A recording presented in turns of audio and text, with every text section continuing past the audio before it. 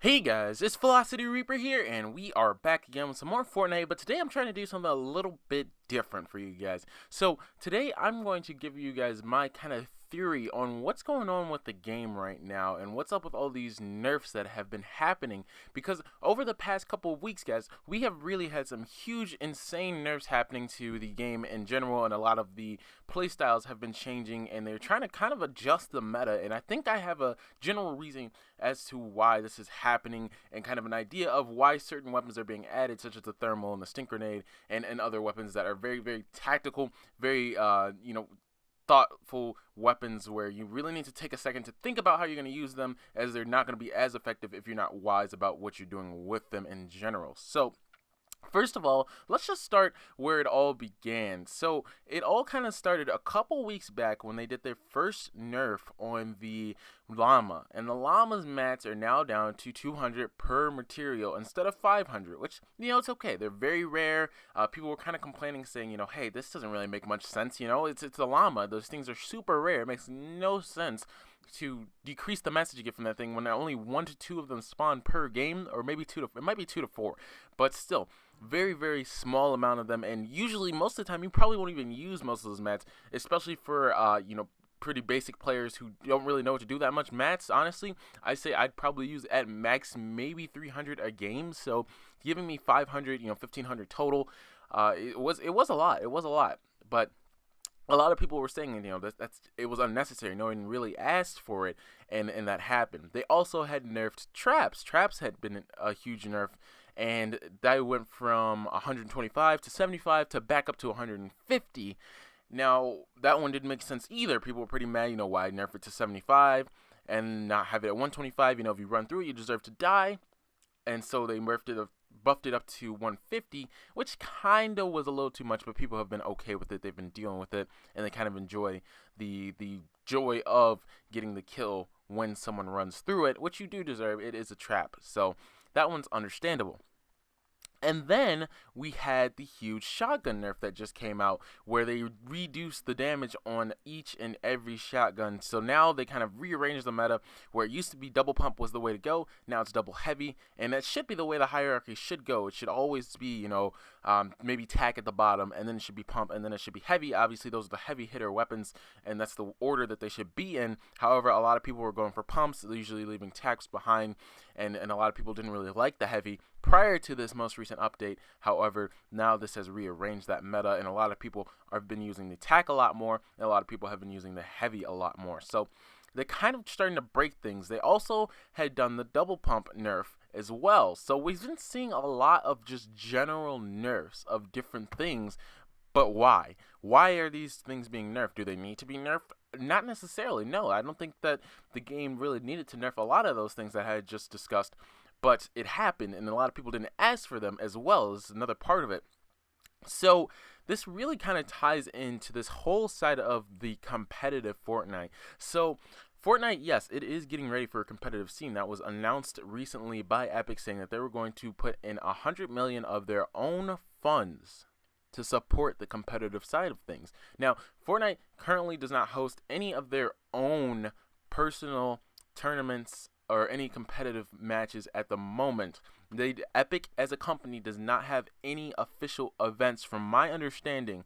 I'm pretty sure they do not. I will double check that for you guys if I'm completely wrong about that. But I don't believe that they're actually hosting any official tournaments via their company with their name and stuff. It's mostly through UMG, different smaller people. Keemstar has tourneys on Fridays. Which are starting to get kind of bigger and bigger and stuff like that. And then we just had the ProAm, which was kind of competitive, but it was for charity, so it was kind of like a more so of a charity event rather than a competitive competition or anything like that.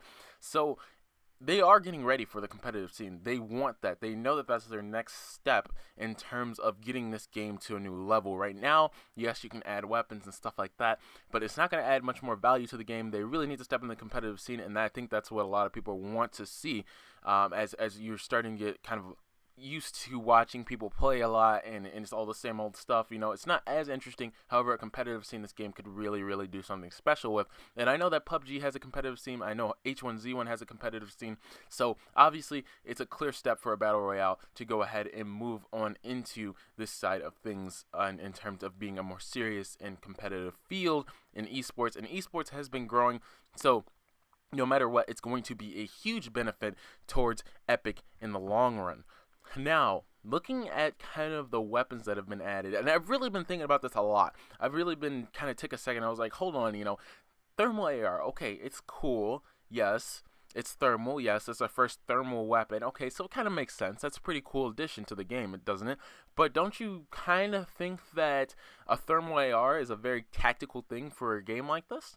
I mean, Fortnite, yes, you have snipers and such like that, but when you think about it from a competitive standpoint, to have maybe one guy on your team running a thermal so they can scope out the area for the players that you're going up against, doesn't that sound like something a competitive game would need? Something that can get you that kind of feel for things, a kind of view on things where, a regular sniper couldn't do, and kind of attract the attention, kind of bring everything together. Say if you're able to scope out to people who are 200, 300 meters out, you're able to bring that action closer in and get these matches rolling a lot faster, depending on how they want to set up the competitive scene, whether they do it the way that Keemstar does with, highest kills on each team, or if they want to actually do maybe like a 2v2 setting whenever the playground and everything like that comes together. We don't really know too much more about the competitive scene other than that it is coming very, very soon. They announced that at the ProAm at E3 recently, so that's a pretty well-known fact at the moment. But to me personally, I just really think that the thermal seems like a very, very competitive-esque move in terms of just kind of using it tactically against other players to give yourself an advantage. And now that sounds like a very basic thing to say. You could use any weapon to give yourself a tactical advantage. You're like, what are you even saying?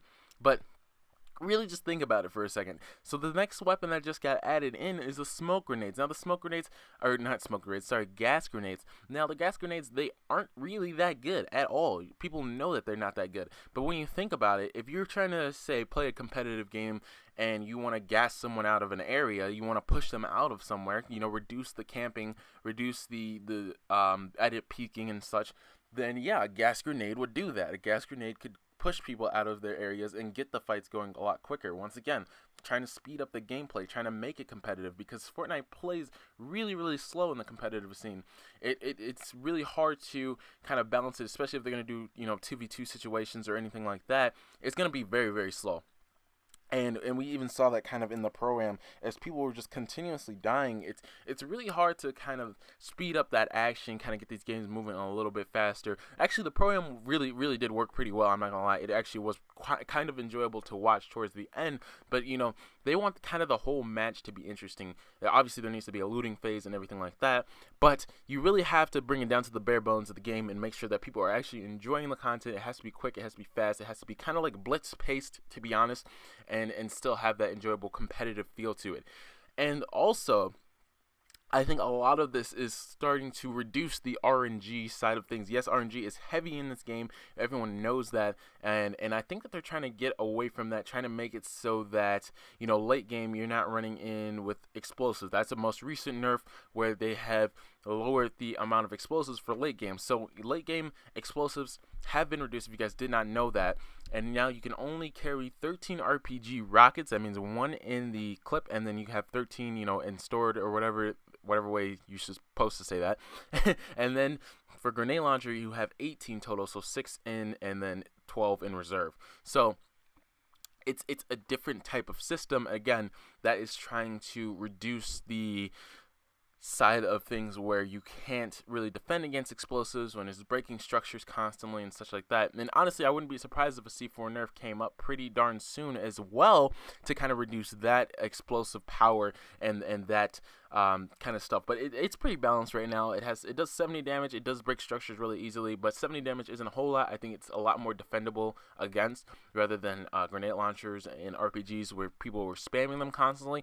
So that also gets into the point where I really think that this game is trying to bring it down to skill as well. Trying to make it, one, faster, and two, trying to bring it down to more so gun skill rather than just RNG. Rather than you having a better scar than the other person, I think they're really trying to make it so that you have to actually value the skills that you have as a player and not just bank on your weapon just being better than the other players, and you know, having the other player come into an unfortunate situation in the end where maybe they have a green AR and you have a gold scar, and there's, you know, literally your two tap, and it's like a totally different playing field. A game like this has so much RNG, and a lot of people are worrying about that in the competitive field, and that is something that I think they're trying to address as well. So that's just my quick little take on everything that I've seen so far. Again, it's just a theory video. I thought I'd try something new. Of course, I want to back this up with more information at some point. If not, when I do another theory video, maybe I'll back it up with a lot more information, a lot more cold hard facts. Right now, I'm just kind of basing it off of things that I've noticed, things that have started to change, and how I feel about things. And obviously, I've seen a lot of the competitive scene being teased at, kind of being used a lot. Obviously, we had solo showdowns come up twice now, and that has clearly been stated by them, obviously been stated by them, that they are using it as a way to prepare for the competitive scene. So they're doing their research, guys, and they know what they need to adjust. And the things that they're adjusting that people aren't asking for is what they've noticed from those game types and from those solo showdowns. So if you really haven't been paying attention, definitely take a look at the things that are happening in the game and see if you guys agree with my opinions. But anyways, that's going to wrap up today's video. I hope you guys enjoyed. Make sure to leave a like, sub up, share around, and I will catch you guys in the next one. Peace!